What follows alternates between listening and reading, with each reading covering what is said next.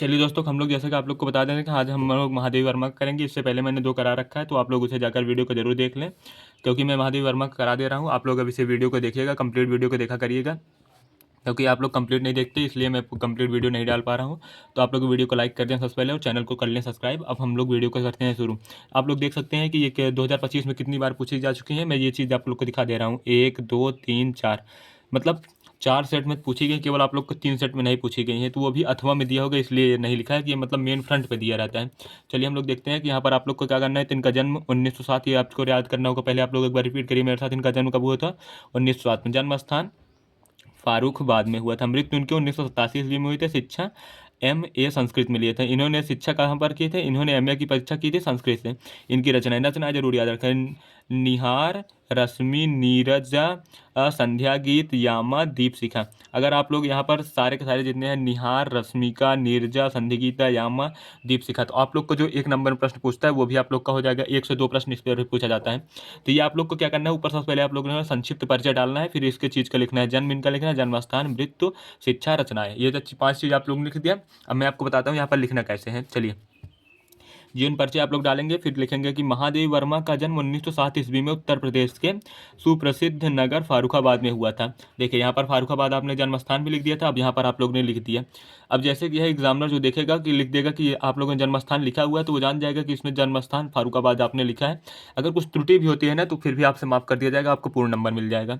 देखिए यहाँ पर 1907 आप लोग जन्म स्थान लिख दिए, फिर इनकी माता हेमरी, कुछ भी लिखिए, माता पिता का नाम कुछ भी लिख दीजिएगा। जैसे कि यहाँ पर मैं एक बार बता दे रहा हूँ कि हिमानी श्रद्धा स्वपत्र एवं श्री कृष्ण ने अट्टू श्रद्धा रखी थी। माता के इन गुणों का महादेव वर्मा पर भी प्रभाव पड़ा था। आपको ये लिख देना कि इनकी माँ भी एक कवि प्रेमी थी, इसलिए इन पर भी उसका प्रभाव पड़ा था। 9 वर्ष की छोटी उम्र में ही इन्होंने स्वरूपोण राम ने गया था वर्मा, स्वरूप नारायण वर्मा से हो गया था। इनका विवाह जो हुआ था स्वरूप नारायण। आप लोग को विवाह और शादी कुछ भी नहीं इनका याद रखना है, जो मैं बताऊंगा केवल वो चीज़ आपको याद रखना है। चलिए हम लोग, किंतु इन्होंने दिनों तो माता का स्वर्गवास हो गया। जो यहाँ पर लिख देना है कि कुछ ही दिनों के बाद इनकी माता का स्वर्गवास हो गया था। माता का साया सिर से उठ जाने के कारण इनका मन न लगे, फलस्वरूप इन्होंने मैट्रिक से लेकर MA तक की परीक्षा प्रथम श्रेणी में उत्तीर्ण की, मतलब ये फर्स्ट ही रह रही थी। अब आप लोग को मैं आगे बता दे रहा हूँ कैसे आप लोग को करना। चलिए दोस्तों, यहाँ पर आप लोग को क्या करना है कि चांद की संपादिका भी रही हैं। चलिए ये सब आप लोग को कुछ भी नहीं लिखा है। इनका आप लोग को किसी का भी जीवन परिचय याद होगा ना, आप लोगों ने 1-2 लोग को तैयार ही कर रखा होगा। तो आप लोग को कुछ भी नहीं करना है। इनका जन्म लिखना है सबसे पहले, आप लोग को इनका वर्ष लिखना है, इनके जन्म कब हुआ था, जन्म स्थान लिखना है, और लास्ट में इनका मृत्यु लिखना है। बीच में आप लोग का जिसका भी याद हो उसका भी आप लोग कर सकते हैं।